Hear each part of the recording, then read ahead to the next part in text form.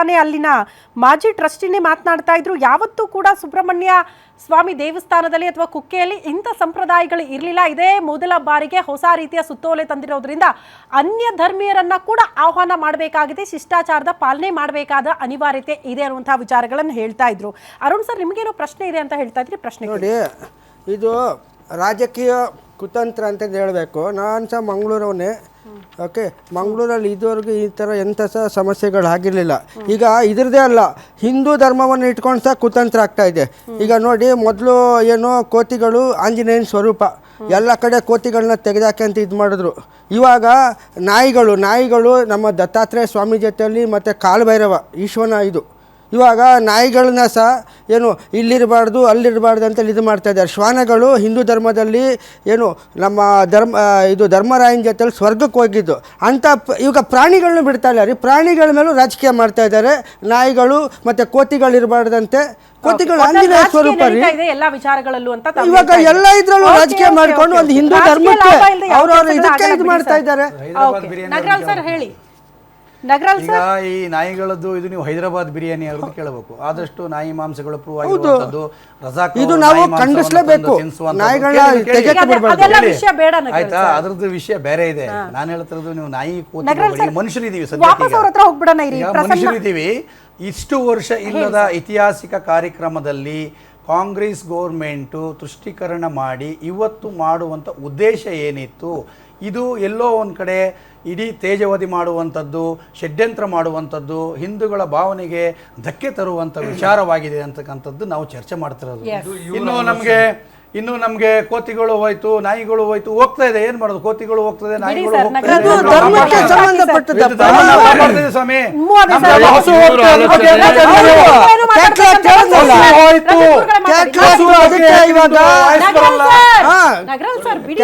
ದೇವರುಗಳನ್ನು ಹೋಲಿಸುವಂತದ್ದು ಬಗ್ಗೆ ನಿಮ್ಗೆ ಯಾವ್ದು ಇದೇ ಬರ್ತಲ್ಲ? ಹೌದು, ಕ್ಯಾಟಲ್ ಆಕ್ಟ್ ಇದೆ. ಕ್ಯಾಟಲ್ ಆಕ್ಟ್ ಅಲ್ಲಿ 2020 ಗೌರಕ್ಷಕರು ಅಂತ ನಾವು ನಿಮಗೆ ಹೇಳೋದು ಒಂದೇನೆ, ಇವತ್ತು ಇಷ್ಟು ಇತಿಹಾಸದಲ್ಲಿ ಇರುವಂತ ಅಲ್ಲಿ ಯಾವುದೇ ರೀತಿ ನಡೀತಿರುವಂತ ಗೊಂದಲಕ್ಕೆ ಅವಕಾಶ ಆಗ್ತದೆ. ಅದಕ್ಕೆ ಅವಕಾಶ ಕೊಡಬಾರ್ದು ಅಂತಕ್ಕಂಥದ್ದು ಹಿಂದೂಗಳ ಸಂದೇಶ.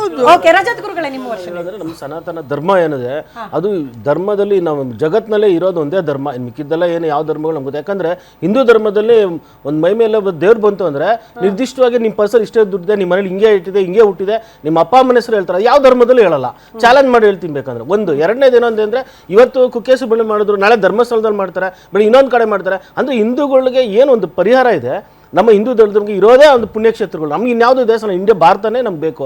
ಭಾರತ ಬಿಟ್ಟು ಬೇರೆ ಎಲ್ಲೂ ನಮಗಿಲ್ಲ. ಹಂಗಾಗಿ ನಾವು ಭಾರತದಲ್ಲಿರೋ ಪ್ರತಿಯೊಂದು ಪುಣ್ಯಕ್ಷೇತ್ರನ ಅದನ್ನ ಉಳಿಸ್ಕೊಳ್ಳೋಂಥ ಜವಾಬ್ದಾರಿ ಪ್ರತಿಯೊಂದು ಹಿಂದೂವ್ರದ್ದು. ಇವರು ಇದೆಲ್ಲ ಪಕ್ಕದ ಮನೆ ಜಗಳ ಆಯ್ತು, ನಮ್ಮನೆ ಜಗಳ ಆಯ್ತು ಅನ್ನಲ್ಲ. ಪ್ರತಿಯೊಂದು ನೋಡಿ, ಅವ್ರವ್ರ ಧರ್ಮ ಅವ್ರು ಉಳಿಸ್ಕೊಳ್ಳಿ, ಜೊತೆಗೆ ನಮ್ಮ ಧರ್ಮ ನಾವು ಕಾಪಾಡ್ಕೊಳ್ಳೋದು ಯಾವುದೂ ತಪ್ಪಿಲ್ಲ ಅಂತ ನನ್ನ ಭಾವನೆ. ಒಂದು ಈಗ ನೋಡಿ, ಅದಲ್ಲಿ ನೋಡಿದ್ರೆ ಡಿಜೆ ಹಳ್ಳಿ ಆಗಿರ್ಬೋದು, ಶಿವಮೊಗ್ಗದಲ್ಲಿ ಆಗಿರ್ಬೋದು, ಮನೆ ಗಲಾಟೆ ಇತ್ತು, ಮತ್ತೆ ಅಲ್ಲ ಇರ್ಬೋದು, ಮತ್ತೆ ಇನ್ನೊಂದು ನಾಗಮಂಗಲದಲ್ಲಿ ಮಾಡಿದ್ರು. ಅದು ಅಲ್ಲಿ ನೋಡಿ ಏನಂದ್ರೆ, ನಾನು ಅವ್ರು ಇವಾಗ ಇವರು ಫಾರೂಕ್ ಅವ್ರು ಒಳ್ಳೆಯವರಾಗಿರ್ಬೋದು. ಅಲ್ಲ ನಾನು ಹೇಳೋದು ಫಾರೂಕ್ ಅವ್ರು ಇವರು ನಾನು ಹೇಳೋದು ಇದ್ರ ಬಗ್ಗೆ ಹೇಳೋದು ನಿಮ್ಮ ಮಸೀದಿ ಬರಕ್ಕೆ ಕೆಲಸ ಅಲ್ವಾ ನಮಗೆ? ನಾವು ಆಂಜನೇಯ ಸ್ವಾಮಿ ಇವತ್ತು ಆರ್ಟಿಕಲ್ ಸರ್ವೆಯಲ್ಲಿ ಇತಿಹಾಸ ದೇವಸ್ಥಾನ ಒಡೆದು ಮಸೀದಿ ಕಟ್ಟಡ ಇತಿಹಾಸ ಗೊತ್ತಿಲ್ಲ, ದೇಶದ್ರೋಹಿಗಳಿಗೆ ಇತಿಹಾಸ ಗೊತ್ತಿಲ್ಲ. ಈ ದೇಶದ ಸಂವಿಧಾನ ಪಾಲನೆ ಮಾಡುವಂತ ಪ್ರತಿಯೊಬ್ಬ ಹಿಂದುತ್ವಕ್ಕೆ ಇತಿಹಾಸ ಗೊತ್ತಿದೆ.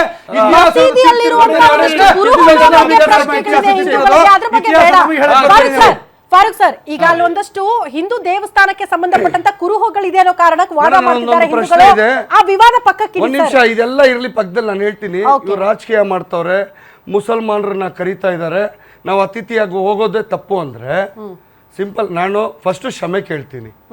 ಯಾರ್ಯಾರು ಈ ವಿಡಿಯೋನ ನೋಡ್ತಾ ಇದ್ದಾರೆ ಎಲ್ಲರಿಗೂ ನಾನು ಕ್ಷಮೆ ಕೇಳ್ತೀನಿ. ಫಸ್ಟ್ ನನ್ನ ಮನಸ್ಸಿಂದ ನಾನು ಕ್ಷಮೆ ಕೇಳ್ತೀನಿ. ಇವಾಗ ನಾವು ಒಂದು ದೇವಸ್ಥಾನಕ್ಕೆ ಹೋಗ್ತೀವಿ, ತಿರುಪತಿಗೋ ಎಲ್ಲ ಒಂದ್ ಕಡೆ ಹೋಗ್ತೀವಿ. VIP ಎಂಟ್ರಿ ಅಂತ ಯಾಕೆ ಇಟ್ಟಿದ್ದೀರಾ ನೀವು?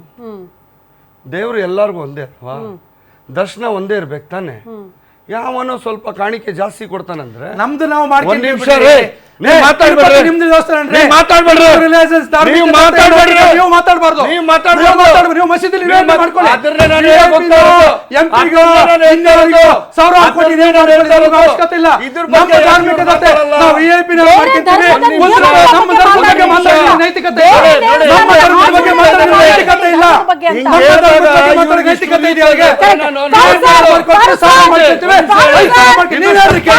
ನಮ್ಮ ಇಷ್ಟ ಇದು ಸತ್ಯನಾ? ನಮ್ಮ ಇಷ್ಟ ನಾವು ಮಾಡ್ಕೊಂತೀವಿ. ಸರಿನಾ? ನಮ್ಮ ತಾಕತ್ರೆ ನಮ್ಮ ಧರ್ಮದ ಬಗ್ಗೆ ನಾವು ಮಾಡ್ಕೊಂತೀವಿ. ನಮ್ಮ ಪುಕ್ಷಣಿ ಪ್ರಶ್ನೆ ಮಾಡ್ಕೊಳ್ಳಲ್ಲ. ದೇವಸ್ಥಾನವನ್ನು ಹಿಂಗೆ ಯಾಕೆ ಕಟ್ಟಿದ್ರಿ? ನೀವೇನು ಹಿಂಗೆ ಪುಕ್ಷಣಿ ಯಾಕೆ ಕಟ್ಟಲ್ಲ. ನಿಯಮಗಳನ್ನ ನಾವು ತಂದ್ರಿ ಕಟ್ಟಿರೋ ಅನ್ನೋದನ್ನ ಬಗ್ಗೆ ಕೇಳ್ತಾ ನೀವು ಇದ್ದೀವಿ. ಮಾಡ್ಕೊಳ್ಳಿ. ಹಂಗಾದ್ರೆ ನಿಯಮಗಳ ಬಗ್ಗೆ ಮಸೀದಿಯಲ್ಲಿ ಬಗ್ಗೆ ಹಿಂಗೆ ಯಾಕೆ ಅವರು ಕಟ್ಟಿದ್ರಿ ಒಂದ್ ನಿಮಿಷ. ಅಂತ ಜನ ಪ್ರಶ್ನೆ ಅಂದ್ರೆ ಬಡವರು ಮಾಡ್ತಾರೆ. ಹಿಂದೂಗಳಲ್ವಾ? ಹಾಗಾದ್ರೆ ಮಸೀದಿ ಒಳಗಡೆ ಹೆಣ್ಮಕ್ಳಿಗೆ ಯಾಕೆ allow ಮಾಡಲ್ಲ? ಹೆಣ್ಮಕ್ಳಿಗೆ ಯಾಕೆ allow ಮಾಡಲ್ಲ? ಹೆಣ್ಮಕ್ಳಿಗೆ ಯಾಕೆ ಮಸೀದಿ ಅದನ್ನ ಒಳಗಡೆ ಪ್ರಶ್ನೆ ಹೋಗಿಲ್ಲ? ಮಾಡ್ಬಾರ್ದಾ ಹಿಂದೂಗಳು? ಹೆಣ್ಮಕ್ಳಿಗೆ ಯಾಕೆ ಬಿಡಲ್ಲ? ಹಿಂದೂಗಳು ಅದನ್ನ ಆಯ್ತು, ಪ್ರಶ್ನೆ ಆಯ್ತು. ಮಾಡ್ತಾರೆ. ನಿಮ್ಮಲ್ಲೇ ಸಮಾನತೆ ಇಲ್ಲ. ಅದ್ರ ಬಗ್ಗೆ ಕ್ಲಾರಿಟಿ ನಿಮ್ಮ ಕೊಡಿ. ಪ್ರಶ್ನೆ ಕೇಳಿ ನಾನು ಉತ್ತರ ಕೊಡ್ತೀನಿ. ನಿಮ್ಮ ಧರ್ಮದ ಹೆಣ್ಣು ಮಕ್ಕಳನ್ನ ಹಾಗಾದ್ರೆ ಮಸೀದಿಗೆ ಹಾಕ್ಬಿಡಲ್ಲ. ಮಸೀದಿಗೆ ಹಾಕ್ಬಿಡಲ್ಲ. ನಿಮ್ಮಲ್ಲೇ ಸಿಯಾ ಸುನ್ನಿಗಳು ಹೊಡೆದಾಕ್ಕೊಳ್ಳೋ ಕಾಮಿಡಿ ಹೊಡೀರಿ. ಸರ್, ನೀವು ಒಂದ್ ಹೇಳ್ಕೊಳ್ತಾ ಇಲ್ಲ. ಸರ್. ಅವರಿಗೆ ಮತ್ತೆ ನಿಮ್ಗೆ ಹೇಳ್ ತಿರುಪತಿಗೆ ನಿಮ್ಗೆ ಹೇಳ್ರಿ ಸಂಬಂಧ. ಹೊಡೀರಿ. ನೀವು ಯಾರು ತಿರುಪತಿ ಬಗ್ಗೆ ನಿಯಮಗಳ ಮಾತಾಡಕ್ಕೆ? ಬಗ್ಗೆ ಮಾತಾಡಿ. ತಿರುಪತಿ ಬಗ್ಗೆ ಮಾತಾಡಕ್ಕೆ ಸರ್, ನೈತಿಕತೆ ಇಲ್ಲ. ವ್ಯವಸ್ಥೆ VIP-ನವ್ರು ಮಾಡ್ಕೊಳ್ತೀವಿ. ಸರ್. VIP-ನವ್ರು ಮಾಡ್ಕೊಳ್ತೀವಿ. ನೋಡಿ ಫ್ರೀ ಮಾಡ್ಕೊಳ್ತೀವಿ. ಮಾತಾಡ್ಕೊಳ್ಳಿ. ನಮ್ಮ ಧಾರ್ಮಿಕ ದತ್ತೇಶ್ವರ ನಿಮ್ಗೆ ಅವಶ್ಯಕತೆ ಇಲ್ಲ. ಫಾರೂಕ್ ಸರ್, ಒಂದು ದೇವಸ್ಥಾನದಲ್ಲಿರುವ ನೋಡಿ, ಆಚರಣೆಗಳು ಅಲ್ಲಿರುವ ನಿಯಮಗಳ ಬಗ್ಗೆ ಪ್ರಶ್ನೆ ಮಾಡಬೇಡಿ. ಒಂದ್ ನಿಮಿಷ. ಹಂಗೆ ಕೇಳೋದಾದ್ರೆ ನಾನ್ ಮಸೀದಿಯಲ್ಲಿ ಪ್ರಶ್ನೆ ನಿಮ್ಮ ಒಂದು ಹೆಣ್ಣು ಮಾಡ್ತಾ ಇಲ್ಲ. ಮಕ್ಕಳನ್ನ ನೀವು ಯಾಕೆ ಬಿಡಲ್ಲ? ನಾನ್ ಅದನ್ನ ಹೇಳೋದು ಪ್ರಶ್ನೆ ಮಾಡ್ತಾರೆ. ನಾನ್ ಇಷ್ಟೊಂದು ಕಿರ್ಚಾಡಿ ಇವ್ರು ಫೈಟ್ ಮಾಡ್ತಾರಲ್ಲ ಹಾ. ಅದ್ರ ಬಗ್ಗೆ ಯಾಕೆ ನೀವು ಫೈಟ್ ಮಾಡಲ್ಲ? ಬಡವರು ಯಾಕೆ ಅವ್ರು ಹಿಂದೂಗಳಲ್ವಾ? ನಾನು ಹೇಳೋದು ಅಂದ್ರೆ ಶ್ರೀಮಂತರು ಮಾತ್ರ ಹಿಂದೂಗಳ?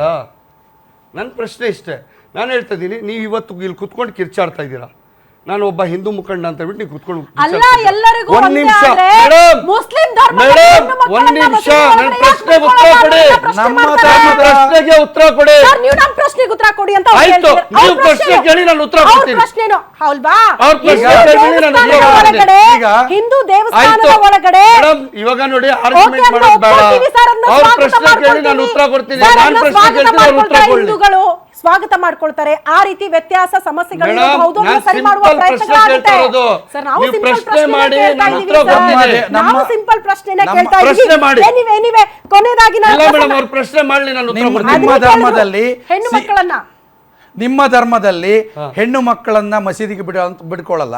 ಮತಾಂತರ ಆಧಾರನ ನೀವು ಯಾಕೆ ಮಸೀದಿಗೆ ನೀವು ಬಿಟ್ಕೊಳ್ಳಲ್ಲ. ಒಂದೇ ಅಂತ ಸಿಯಾ ಸುನ್ನಿಗಳಲ್ಲಿ ನಿಮ್ಮದೇ ವ್ಯತ್ಯಾಸ ಇದೆ. ಎಲ್ಲ ಸಿಯಾದ ಮಸೀದಿ ಬೇರೆ, ಸುನ್ನಿಗಳ ಮಸೀದಿ ಬೇರೆ ಆಯ್ತು. ನಿಮ್ಮಲ್ಲೇ ಇದೆ. ಆಯ್ತು. ನಮ್ಮ ತಿರುಪತಿ ಬಗ್ಗೆ ಮಾತಾಡಿ ನಿಮ್ಗೆ ನಾಚಿಕೆ ಆಗಲ್ವಾ? ಆ ನಿಯಮಗಳು, ನಾವು ಧರ್ಮದ AP-ನವ್ರು ಬಗ್ಗೆ ಮಾಡ್ಕೊಳ್ತೀವಿ. ನಮ್ಮ ಮಾತಾಡೋದು ನಿಯಮ ತುಂಬಾ ಇದೆ. ನಮ್ಮ ಒಂದ್ ನಿಯಮನ ನಿಮಿಷ. ನಾವು ನಾನು ಪಾಲಿಸ್ಕೊಳ್ತೀವಿ. ಒಂದು example ಫ್ರೀ ಕೊಟ್ಟಿದ್ದು, ಮಾಡ್ಕೊಳ್ತೀವ, ನಾನು VIP ಹೋಗಿಲ್ಲ. ಮಾಡ್ಕೊಳ್ತೀವ, ಫ್ರೀ ಬಿಡ್ತೀವ, ನಾನು ಬಡವ್ರನ್ನ ಬಿಡ್ತೀವ. ಒಂದ್ ನಿಮಿಷ. ನಮಗೆ ಬಿಟ್ಟಿರುವಂತದ್ದು ಪ್ರತಿ ನಿಮ್ಮ ಒಂದು ವಕಫ್ ಬೋರ್ಡ್ ಇರುವಂತ ನಡೀತಾ ನೀವು ಇದೆ. ಮಾಡ್ಕೊಳ್ಳಿ.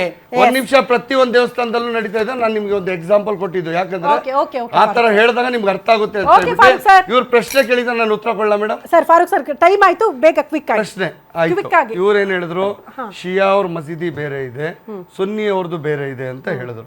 ಓಕೆನಾ? ಇವಾಗ ನಿಮ್ ಮನೆ ದೇವರು ಯಾವ್ದು ಅಂತ ಇವ್ರು ಕೇಳ್ತೀನಿ ನಾನು. ನಿಮ್ ಮನೆ ದೇವರು ಯಾವ್ದು? ನಾನು ಹಿಂದೂ ರಿಲಿಜನ್ಸ್ ಭಾರತ ಮಾತೆ ನನ್ನ ಮನೆ ದೇವರು. ಹ? ಭಾರತ ಭಾರತ ಮಾತೆ ನಿಮ್ ಮನೆ ಮನೆ ದೇವರು.